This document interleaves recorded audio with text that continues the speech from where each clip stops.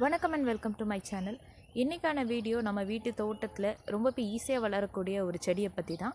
அது என்னன்னு தெரிஞ்சுக்கிறதுக்கு முன்னாடி நம்ம சேனலை இப்போ தான் ஃபர்ஸ்ட் டைம் பார்க்குறீங்க அப்படின்னா ப்ளீஸ் சப்ஸ்கிரைப் பண்ணிடுங்க. பக்கத்தில் இருக்க பெல் ஐக்கானையும் கிளிக் பண்ணிடுங்க. நீங்கள் பார்த்துட்ருக்க இந்த விதை கொத்தவரைன்னு சொல்லக்கூடிய சீனி அவரைக்காய் தான். இந்த விதை விதைச்சு 3லேருந்து 5 நாள்லேயே முளைச்சி வர ஆரம்பிச்சிடும். ஸோ இது ரொம்பவே ஈஸியாக வளரக்கூடியது. தரையில் வளர்த்தா எப்பவும் போல் வளர்த்துருங்க. மாடி தோட்டம் அப்படின்னா நீங்கள் யூஸ்வலாக ப்ரிப்பேர் பண்ணுற மண்கலவை எடுத்துக்கோங்க. இந்த செடி கொஞ்சம் வளரும் போதே அது சாயாமல் இருக்கணுன்றதுக்காக சப்போர்ட்டுக்கு ஒரு குச்சி வச்சுக்கோங்க. ஏன்னா கொத்தவரை அதோட தண்டில் தான் காய்கள் பிடிக்க ஆரம்பிக்கும். ஸோ அதை வளர வெயிட்டுக்கு சாஞ்சு போயிடும். அதனால் அந்த செடியோட வளர்ச்சியும் பாதிக்கப்படலாம். அப்படி இருக்கக்கூடாதுன்றதுக்காக அது சின்னதுலேருந்து நம்ம வளரும் போதே பக்கத்தில் குச்சி வச்சிட்டோம் அப்படின்னா அது நேராக வளர ஆரம்பிச்சிடும். இந்த செடி 30லேருந்து ஒரு 35வது நாள்லேயே பூக்கள் வச்சு வளர ஆரம்பிக்கும். அதே நேரத்தில் நீங்கள் அடுத்த செட் போட ஆரம்பிச்சிருங்க. அப்போ தான் உங்களுக்கு கண்டினியூஸாக அது கிடைக்க ஆரம்பிக்கும். இந்த பிளான்ட்டுக்கு சன்லைட் ரொம்பவே பிடிக்கும். சன்லைட் இருக்க மாதிரி இடத்துல நீங்கள் வச்சிங்க அப்படின்னா இது ரொம்பவே நல்லா செழிப்பாக வளர ஆரம்பிக்கும். அதோட இதில் பூச்சி தொல்லைகள் அப்படின்றதும் இல்லாமல் இருக்கும்.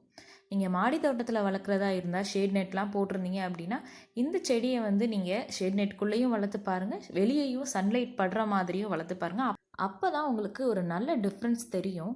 ஏன்னா இதை ஷேட் நெட்க்கு அடியில் நீங்கள் வச்சு வளர்க்குறீங்க அப்படின்னா அதுக்கு நிழல்லையே இருந்தது அப்படின்னா கொஞ்சம் பூச்சி தாக்குதல் இருக்குதுன்னு சொல்கிறாங்க. இந்த பிளான்ட்டுக்கு இவ்வளோ நாளில் நாங்கள் ஒரு 2 தடவை மீனமில் அடிச்சிருப்போம். ஏன்னா மற்ற செடிகளுக்கு அடிக்கும்போது இதுக்கும் சேர்த்து அடிப்போம். தனியாக இதுக்கு எந்த ஒரு பூச்சி கட்டுப்படுத்துறதுக்காக எதுவும் நாங்கள் ட்ரீட்மெண்ட் பண்ணது இல்லை. ஸோ பிகினர்ஸ் இந்த மாதிரி பிளான்ட்டை நீங்கள் தரையில் ட்ரை பண்ணிங்க அப்படின்னா ரொம்பவே நல்லா வரும். இதை நீங்களும் ட்ரை பண்ணி பார்த்துட்டு ரொம்பவே சக்ஸஸ் ஆகும், நீங்களும் ஹாப்பி ஆவீங்க. இந்த பிளான்ட்டில் இப்போ எவ்வளோ பிஞ்சு பிடிச்சிருக்கு அப்படின்றத நீங்கள் பார்க்கலாம். ஸோ ஒரு சில காய்கள் அறுவடைக்கு வந்துடுச்சு. இருந்தாலும் எல்லா பிஞ்சுகளுமே அறுவடைக்கு வரும்போது நம்ம அறுவடை பண்ணி ஆரம்பிச்சிடலாம்.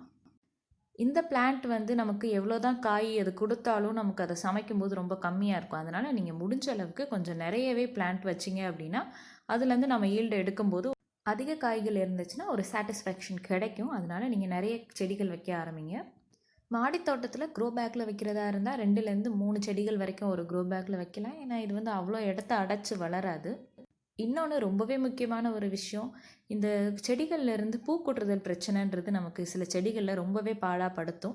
அந்த மாதிரி பிரச்சனை இந்த செடியில் அவ்வளோவா இருக்காது. ஒரு 45வது நாள்லேருந்து நீங்கள் அறுவடை எடுக்க ஆரம்பிச்சிடலாம். ஸோ எல்லா செடிகள்லேயும் பிஞ்சுகளும் இருக்க ஆரம்பிச்சிடும். சில பிஞ்சுகள் எல்லாமே காய்களாக மாறிடும். நமக்கு அறுவடை செய்ய ரெடி ஆகிருக்கும். ஸோ இப்போது நாங்கள் அறுவடை ஆரம்பிச்சிட்டோம். இது ஒரு 4 பிளான்ட்டில் தான் நாங்கள் பண்ண போகிறோம். ஸோ அது எவ்வளோ காய் வருது அப்படின்றத பார்க்கவே ரொம்ப ஈகராக இருக்கும். நீங்களும் பாருங்கள்.